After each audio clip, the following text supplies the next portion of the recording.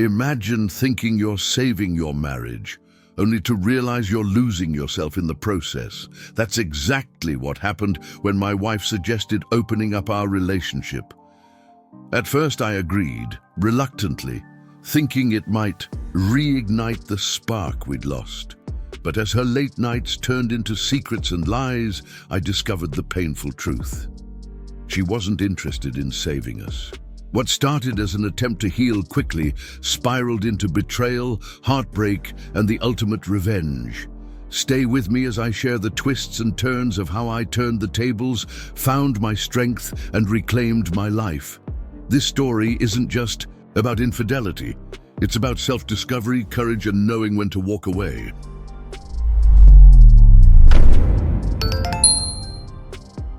I never thought my life would become this dull. Carly and I were once inseparable, laughing at the smallest things and dreaming of forever. But now, our days are silent, routine, like an endless cycle of lifeless chores. Even the things that once brought us joy felt like distant memories. I couldn't remember the last time we truly connected, the last time we felt alive. Little did I know, Carly had a plan brewing, a way to save what we had lost.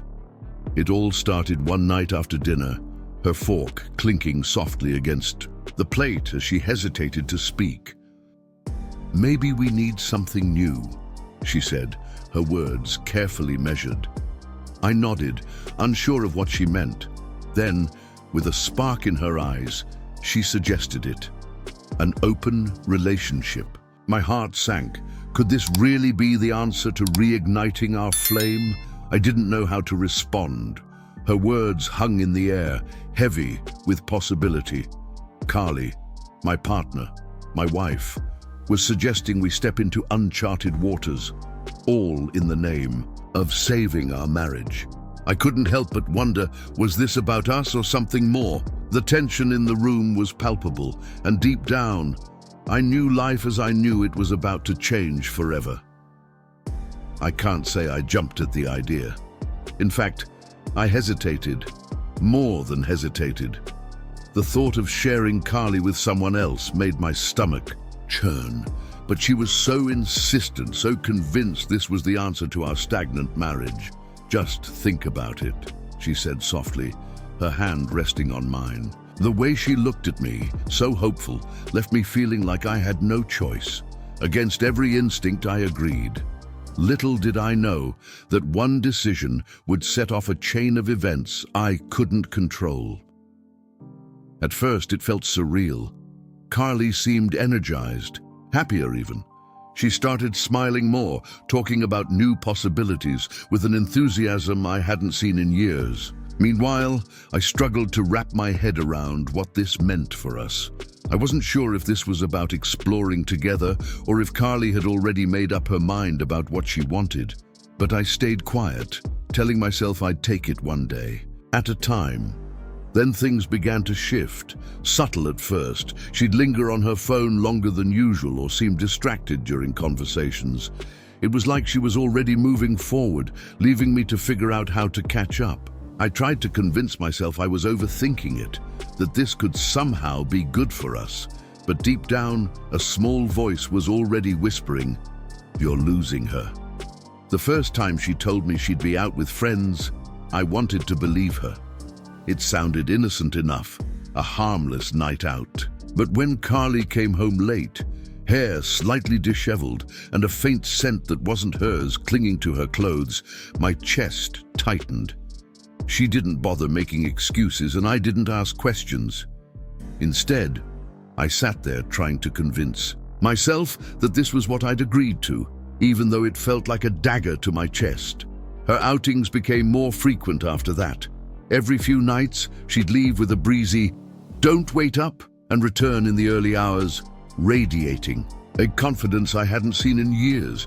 It was as if she'd transformed overnight, bold, carefree, untouchable.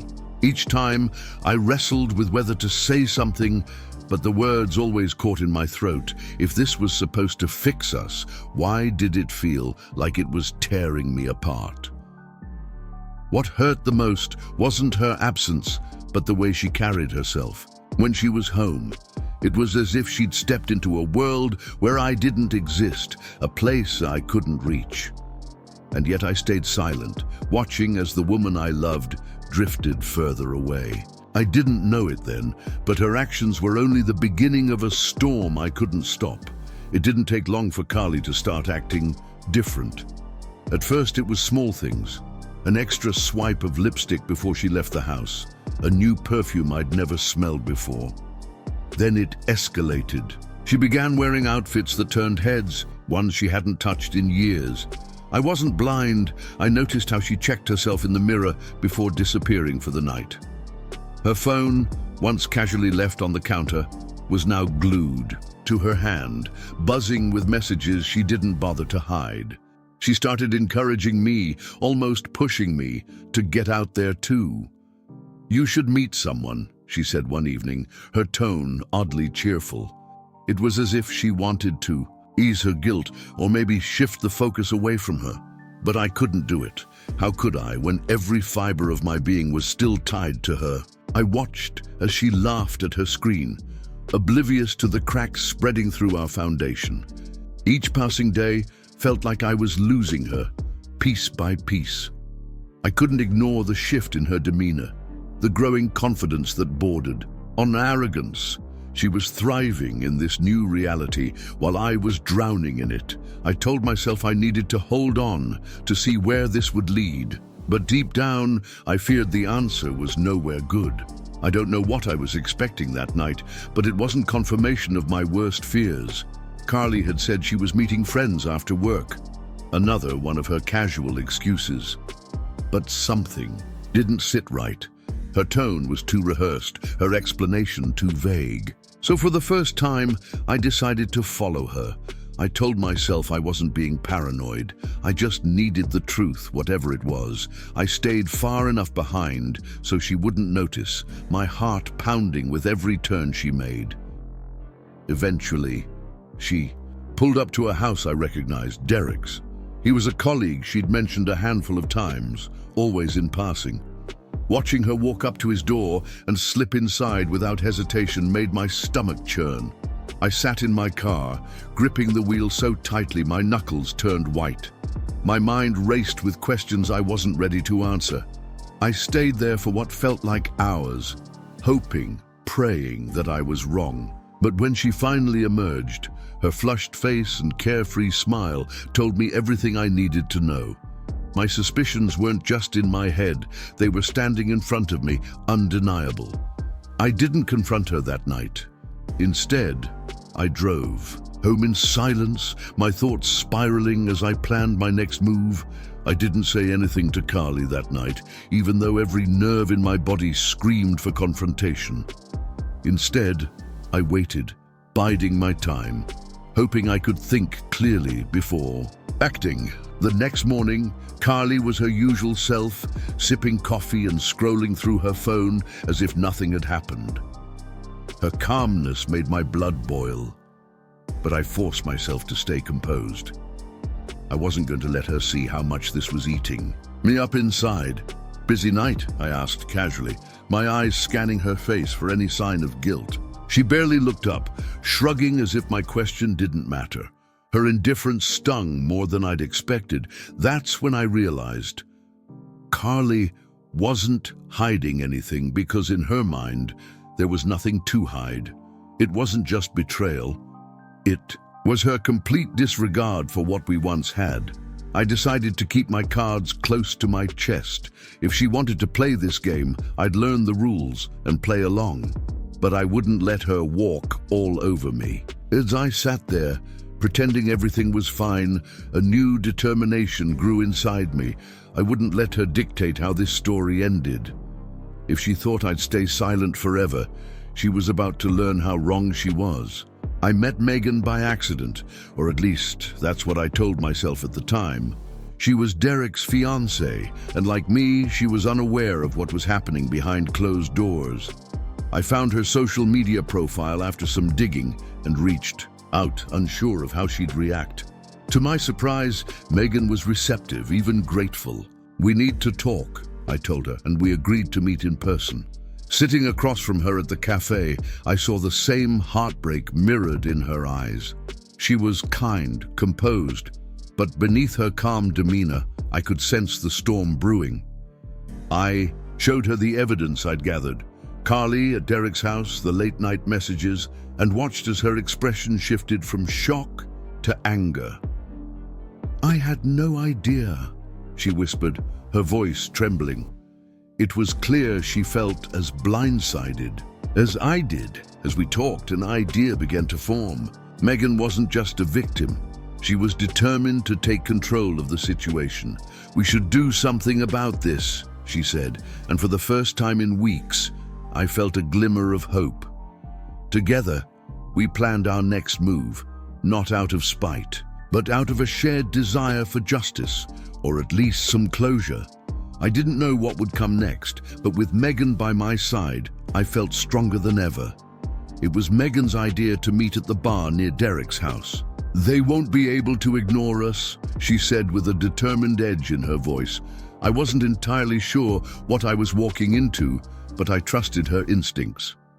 When Carly and Derek strolled in, laughing like they didn't have a care in the world, the air seemed to shift. Megan and I were already seated, deliberately positioned where they couldn't miss us. Their smiles faded the moment they spotted us.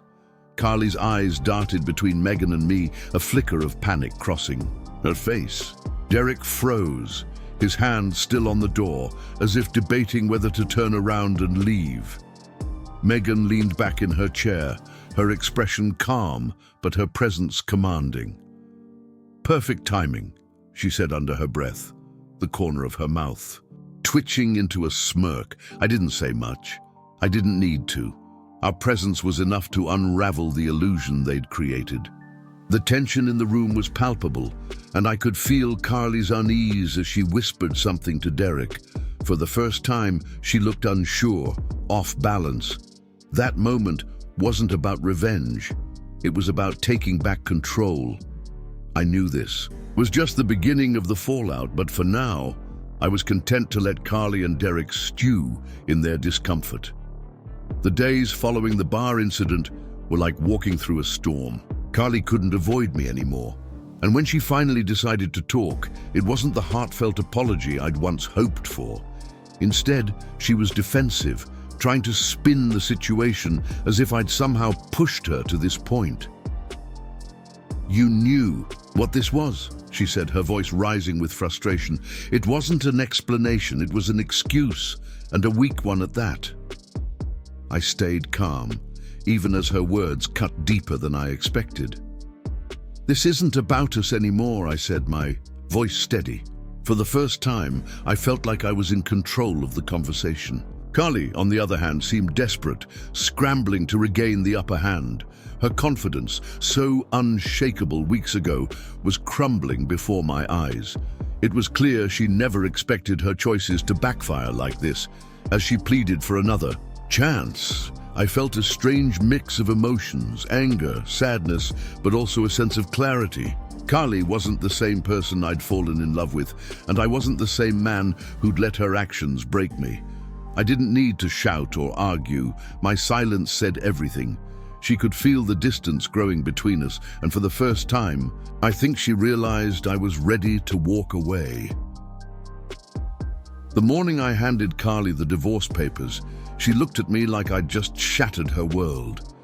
For a moment, she seemed lost, staring at the papers as if they were written in a foreign language. "You don't have to do this," she said, her voice barely above a whisper, but I did. For the first time in what felt like forever, I was choosing myself. I wasn't angry anymore, just done. She tried to plead her case, promising to change, to fix what she'd broken. But her words felt hollow, too little, too late. I stood there, watching her unravel, feeling a strange mix of sadness and relief. I'd spent so long trying to make sense of everything, trying to hold on to something that was already gone. Letting go wasn't easy, but it was necessary. Walking away wasn't just about ending our marriage. It was about starting over. As I closed the door behind me, I felt the weight of months, years, lift off my shoulders. I didn't know what the future held, but for the first time, it felt like it was mine to shape. Carly's voice faded behind me, her pleas echoing in the silence, but I didn't look back. This was my new beginning. Keep watching our stories by clicking on one of the videos that appear on the screen, and don't forget to subscribe to the channel and turn on notifications to be alerted about new videos. See you next time.